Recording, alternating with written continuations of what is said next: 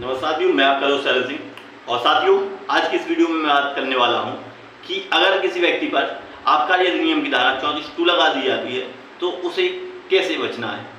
क्योंकि मैं आपको बता दूं कि आबकारी अधिनियम की धारा जो अवैध शराब को लेकर लगाई जाती है, अगर कोई भी व्यक्ति अवैध शराब का धंधा करता है, किसी भी तरीके से अवैध शराब की खरीदी या बिक्री करता है, तो उस पर जो धारा लगा दी जाती है वो आबकारी अधिनियम की धारा लग जाती है। अगर कोई व्यक्ति अधिक शराब रखे होता है, अपने पास 50 लीटर से अधिक शराब रखे होता है, तो उस पर जो धारा लगती है वो आबकारी अधिनियम की धारा 34(2) लगती है।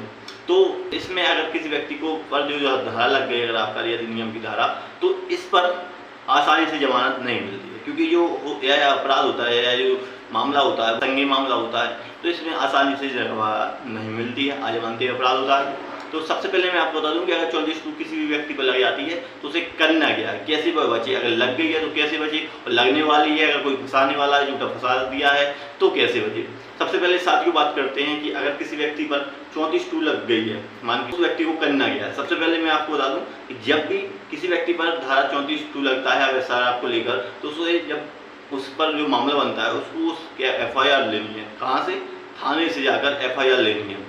सबसे पहले उसे FIR लेनी है, और जो पंचनामा तैयार किया गया होगा, जो जब्ती पंचनामा होगा, उसे लेना है। उसे देखना है कि उसमें क्या दिया गया है, FIR में क्या मामला बनाया गया है, क्या उसमें पॉइंट है, वो देखने होंगे। और जब्ती पंचनामा में क्या क्या जब्ती हुई है, कितनी जब्ती हुई है। अगर सही है तो कुछ बात नहीं है, लेकिन अगर वो उसमें थोड़ी बहुत मिस्टेक है, कम वर्ड है, तो उस पर पॉइंट लेकर आप आगे चल सकते हैं। और ये भी देख सकते हैं कि उसमें गवाह कौन कौन बनाए गए हैं, कौन से व्यक्ति गवाह हैं। क्योंकि पुलिस जब्ती करती है तो गवाह भी बना देती है जो आसपास के व्यक्ति होते हैं, या फिर किसी भी तरीके से जिस स्थान पर जब्ती की गई होगी तो वहाँ के जो व्यक्ति होंगे उन्हें गवाह के रूप में लिख दिया जाता है। तो आपको देखना है कि गवाह कौन से हैं। वो गवाह अगर आपके पक्ष में है, या फिर वो गवाह को आप जानते नहीं हैं, घटनास्थल पर थे ही नहीं, तो वो भी आप देख सकते हैं कि गवाह कौन बनाया गया है।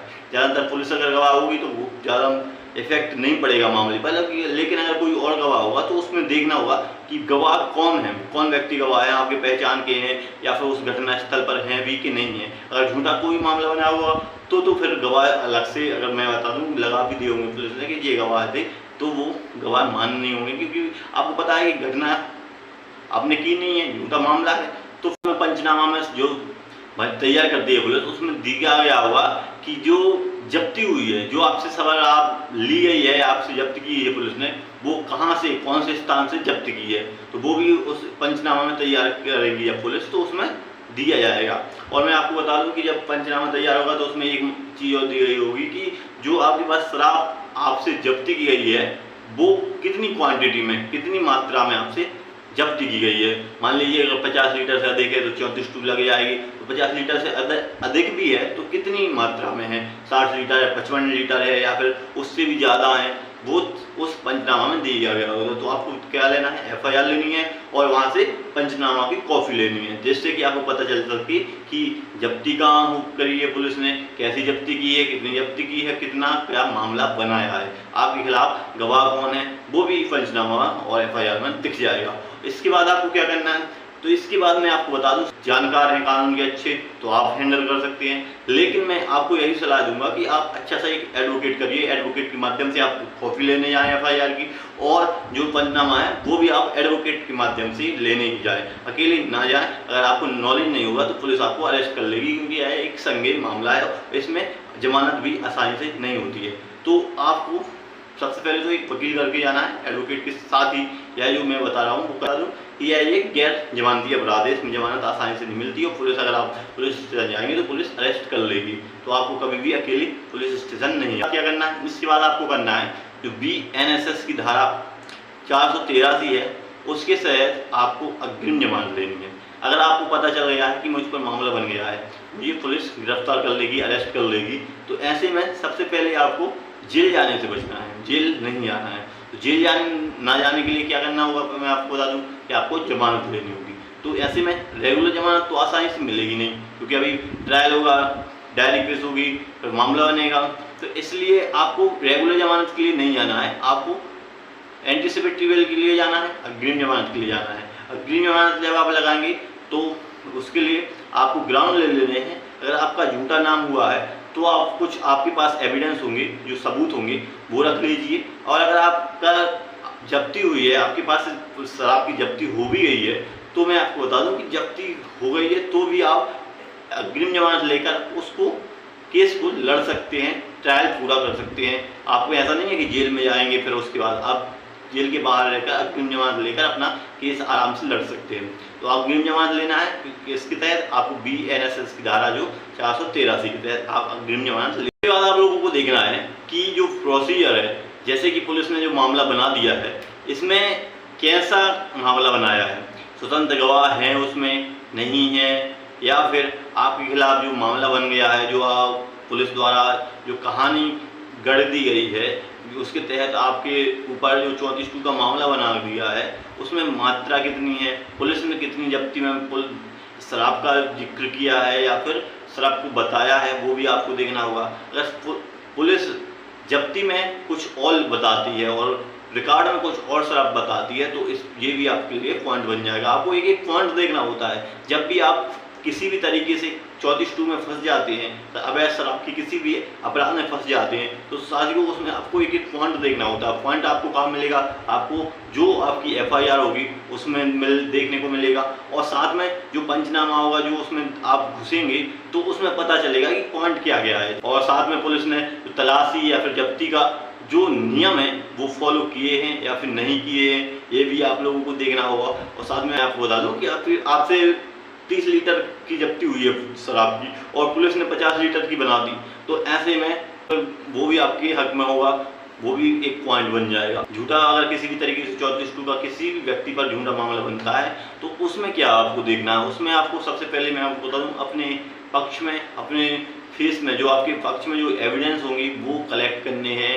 कि अगर किसी भी तरीके से पुलिस आपको झूठा फंसाती है 34(2) में, तो सबसे पहले आपको यह देखना है कि पुलिस ने जो घटना बताई है वो कितने समय की है, कौन सा समय है, कब की घटना बताई है, क्या कहानी है, कितनी जब्ती बताई है और कैसा अपराध बताया है। अगर पुलिस ने 50 लीटर से ऊपर बनाई होगी जब्ती, जब 34(2) का मामला बनता है, और 34(2) में मैं आपको बता दूं कि अगर मामला बन भी गया है तो पुलिस उसमें बताएगी बाकायदा कि कौन सा गवाह है, क्योंकि पंचनामा तैयार होगा तो उसमें गवाह भी लिखे जाएंगे, जब्ती भी लिखी जाएगी, कितनी क्वांटिटी में शराब आप लिए होते हैं, क्या कर रहे थे, बेच रहे थे या फिर खरीद रहे थे या फिर किसी भी तरीके से अपने पास रखे थे, वो भी आप पुलिस बताएगी, पंचनामा तैयार करेगी तो उसमें बताएगी। तो आपको यह देखना है कि क्या लिखा है। फिर उसके बाद अगर आपको झूठा फंसाया जा रहा है तो आपको सबूत इकट्ठा करना है। सबूत इकट्ठा करना है, कैसे करना है मैं आपको बता दूं कि अगर पुलिस ने मान लीजिए बताया कि 4 बजे जब्ती की है, शाम के 4 बजे आपसे पुलिस शराब की जब्ती की है, तो आप शाम के 4 बजे जिस भी दिन तारीख को वो बताए पुलिस वाले जब्ती मामला में हो कि इस तारीख को मैंने जब्ती बनाई 4 बजे, तो आप उसको उस दिन तारीख की लोकेशन आपके पास कहीं की हो तो वो रख लीजिए, या फिर कहीं आप गए हों या फिर शादी में गए हो या फिर किसी भी तरीके से आप कुछ कार्य करते हैं, कुछ काम करते हैं, अगर वहाँ गए हो तो कुछ व्यक्तियों के पास रहे हों तो उनसे एविडेंस के तौर पर आप कोर्ट में गवाही दिला सकते हैं कि मैं इन व्यक्तियों के साथ रहा था। और अगर कुछ ना हो सके तो वहाँ पर मौका नक्शा तैयार कर सकते हैं और पंचनामा बना सकते हैं। पंचनामा बनाने के बाद वहाँ पर जितने भी व्यक्ति होंगे उन सबके साइन करवा सकते हैं और पंचनामा तैयार करके कोर्ट में प्रस्तुत कर सकते हैं कि इन व्यक्तियों के साथ मैं था। अगर वह व्यक्ति नहीं जा पाते कोर्ट में गवाही देने तो आप उनको एविडेंस के रूप में या फिर पंचनामा के पर साइन कराकर भी यह बता सकते हैं कि मैंने इन व्यक्तियों के साथ था, जिस भी समय की पुलिस घटना बताए। या फिर अगर आपके पास लोकेशन है, मोबाइल चालू है आपका, या फिर किसी भी तरीके से आपके पास CCTV फुटेज है, तो यह एक मेन आपकी एविडेंस बन जाती है। तो अगर किसी भी तरीके से झूठा 34(2) में आपको फंसाया जा रहा है तो आपको यह देखना है कि आपकी जो लोकेशन है, आप कहाँ थे, या फिर अगर पुलिस ने आपको फंसा दिया है तो फिर आपको उसमें से निकलने के पॉइंट देखने हैं, क्योंकि झूठे अगर फंसाएगी तो पॉइंट आपके पास बहुत होंगे निकलने के लिए। क्योंकि मैं आपको बता दूं कि अगर झूठा किसी भी तरीके से किसी भी मामले में फंसाया जाता है तो उसमें ऐसी कितनी भी परफेक्ट तरीके से रिपोर्ट कर दी जाए या फिर FIR तैयार कर दी जाए, लेकिन उसमें कुछ ना कुछ पॉइंट छूट जाता है। पुलिस कभी ना कभी उसमें तो पॉइंट छोड़ देती है, वो पॉइंट अपन को निकालना होता है। उसके बाद पुलिस पूरी तरह से, पुलिस हो या फिर कोई और व्यक्ति हो, वो पूर्ण तरह से गलत हो जाता है। कभी भी आपको घबराना नहीं है, चाहे आप पर 34(2) का सही मामला लग गया हो तो भी ना घबराएं, आप निकल आएंगे आराम से। और अगर किसी भी तरीके से 34 का आप पर झूठा मामला लगा है तो भी आप निकल आएंगे। लेकिन मैं आपको यह बता दूं कि आपको किसी भी तरीके से अवैध शराब का कारोबार नहीं करना है। ऐसा नहीं है कि अगर आप पकड़े गए हैं तो आप आगे भी चलकर अवैध शराब का कारोबार करें, नहीं। यह एक गैरकानूनी, समाज में बहुत सी बुराइयां उत्पन्न होती हैं। तो कभी भी आपको शराब का ना तो कारोबार करनी है, ना तो खरीदनी है, ना तो बेचनी है। मैंने इस वीडियो के माध्यम से ऐसा बताया कि अगर किसी भी व्यक्ति को झूठा अगर फंसाया जाता है किसी भी अवैध शराब के मामले में, तो फिर व्यक्ति कैसे बचे। क्योंकि मैं आपको बता दूं कि जो आबकारी अधिनियम की धारा 34(2) है, इसमें अगर कोई व्यक्ति फंस जाता है तो उसको जो सज़ा होती है वो सज़ा होती है 1 साल से लेकर 3 साल तक की सज़ा होती है। और साथ में जुर्माना भी होता है। कितना जुर्माना होता है मैं आपको बता दूं, जुर्माना जो होता है वो 25,000 से 1 लाख रुपए तक का होता है अगर किसी भी तरीके से व्यक्ति फंस जाता है 34(2) में। और अगर वहीं दूसरी बार कोई व्यक्ति अवैध शराब का कारोबार करते हुए पकड़ा जाता है 34(2) में, तो उससे जो सज़ा होती है वो मैं आपको बता दूं, उससे सज़ा होती है 2 साल से लेकर 5 साल तक की सज़ा होती है। और साथ में उस व्यक्ति को जो जुर्माना होता है वो 50,000 से लेकर 2 लाख रुपए तक का होता है। तो यह जो जुर्माना है और जो है सज़ा है ये बहुत अधिक होती है। इसलिए कभी भी किसी भी तरीके से किसी व्यक्ति पर झूठा 34(2) का मामला बनता है तो उसे बहुत अधिक मुसीबत आती है। इसलिए मैंने इस वीडियो के माध्यम से आप लोगों को बताया कि अगर झूठा मामला बनता है तो आप उसमें से भी निकल सकते हैं। और अगर किसी भी तरीके से आबकारी अधिनियम 34(2) का आप पर मामला बन गया है तो भी आप निकल सकते हैं। घबराना नहीं है और ना ही किसी भी तरीके से आपको टेंशन लेनी है, क्योंकि मैं आपके लिए हमेशा बैठा हुआ हूँ। अगर कोई भी आप पर कोई भी समस्या आती है कानून के तरीके से, अगर आपको कोई भी हेल्प चाहिए, कोई मदद चाहिए, या फिर कहीं पर आप फंसते हैं या फिर आपको लगता है कि मैं यहाँ से निकल नहीं पाऊँगा, तो आप हमें कमेंट बॉक्स के माध्यम से बता सकते हैं। अगर जो भी मुझ पर बन पड़ेगा, जो भी कानूनी रूप से सही होगा वो आपको मैं सही जानकारी दूंगा और वहाँ से मैं आपको निकालूंगा। तो आप कमेंट बॉक्स के माध्यम से हमसे पूछ सकते हैं। और अगर आपको यह जो वीडियो है, मैंने जो आपको वीडियो बनाकर जो सलाह दी है 34(2) से कैसे निकलें, अगर वीडियो अच्छी लगती है तो वीडियो को आप लाइक करें और इस वीडियो को अधिक से अधिक शेयर करें ताकि सबको ऐसी जानकारी प्राप्त हो सके।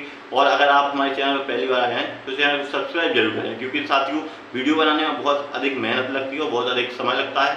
और आपके एक सब्सक्राइबर से हमें बहुत अच्छा लगता है कि सब्सक्राइब कर लिया, तो हमें भी ऐसा लगता है कि वीडियो बनाने का कोई रीजन हुआ है, कोई सेंस मिला है हमें। और आप अगर सब्सक्राइब कर लेते हैं तो आपका कुछ नहीं आता है, लेकिन हमें बहुत अच्छा लगता है। तो फिर मिलते हैं साथियों नेक्स्ट वीडियो में, तब तक के लिए जय हिंद, जय भारत।